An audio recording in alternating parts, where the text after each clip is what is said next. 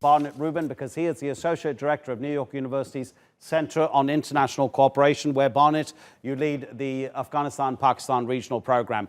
Listen, because you are one of the Western world's foremost analysts on Afghanistan, rather than open with a specific question, just give us your general feelings about what's happening in Doha. It's really a very important breakthrough. As everyone knows, starting talks is a long way from finishing them, but this is a war that has gone on now for 42 years. It started before the Taliban even existed. And in fact, this is a war which has proven it can endure even when its alleged causes are destroyed. For instance, it started as a war against an invading Soviet Union, which no longer exists, but the war still continued.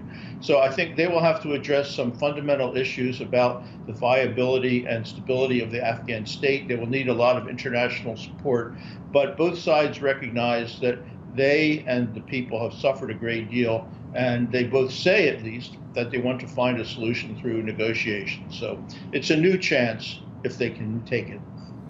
The thing is, just a couple of days ago, there were reported to be attacks in 18 different parts of Afghanistan, and these talks had already begun by then. So then the most important word surely becomes trust. How can anyone trust an organization like the Taliban?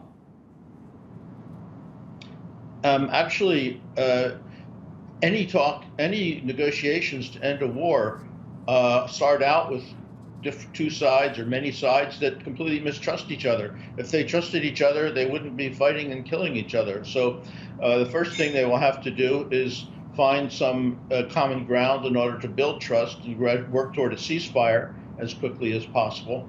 And build trust gradually if it turns out to be possible. But it's not surprising that the war goes on and there's a lot of mistrust as the talks start. That's what their talks are starting because there's a war. The war won't be over until the talks end. Very good point. When this event got underway, obviously the world's cameras were there in that room at the hotel in Doha. And then everything sort of went quiet in terms of what was being reported, presumably because they want to keep everything as private as possible. But what about going into the talks? Did either side go in with any red lines that they had made public? Well, both sides have made statements that certain things are red lines, and I'm sure they are sincere about that. But what happens in negotiations of this sort is that if they are at all successful, if the two sides are seriously working to try to end the conflict, they will come up with ideas that they hadn't thought of earlier that will help them overcome those red lines.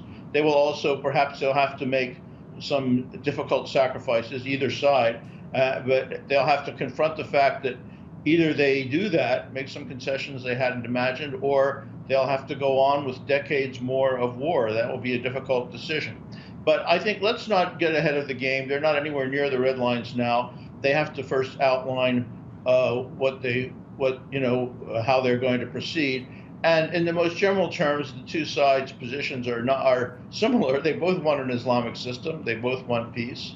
So let's see if they can find a way to reconcile their different visions of what that means. How much do you think that the new generation of Taliban commanders might be willing to go along with whatever the seniors are negotiating in Doha? You got Mullah Yaqub, the son of the one-eyed sheikh, Mullah Muhammad Omar, who eventually became the head of state pretty much when the Taliban were in power. And he's just been elevated above other more senior commanders to assume a military position. How might his generation regard what's going on?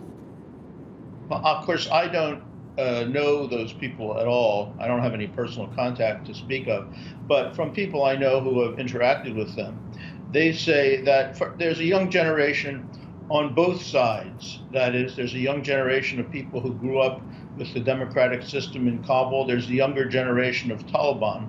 And they have found, the people I've talked to who have interacted with the younger generation of the Taliban in Doha feel that they are often quite flexible. Some of them are educated in regular universities rather than madrasas. They are much more cosmopolitan, and they feel optimistic about the possibility of dealing with them. Barnett, you talked about Afghanistan needing international support. What about if foreign actors are not keen on what emerges out of Doha? I suppose that I'm thinking specifically of Pakistan. How much might Pakistan play a role in what's happening? Well, I think also you should think about the United States, because what Afghanistan will need above all is financial support. It's one of the poorest countries in the world. It won't be able to maintain security forces, educational systems, and so on for some time unless it continues to receive international support. That's the most. I think that's the key variable. The troops may leave, but the financial and political support has to stay there. And all the countries in the region, despite all their differences and conflicts, and the United States, despite its conflicts with all those countries, have to continue their very fragile cooperation on Afghanistan that has emerged during this peace process. So you don't see, just briefly, you don't see Pakistan necessarily as playing a role in actually scuppering any potential peace agreement?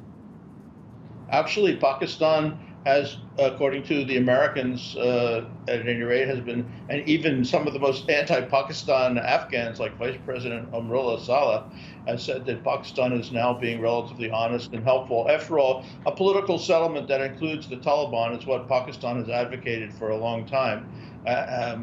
Let's see if they can help it happen. Barnett, thank you so much indeed. Really appreciate it. Barnett Rubin speaking to us from New York.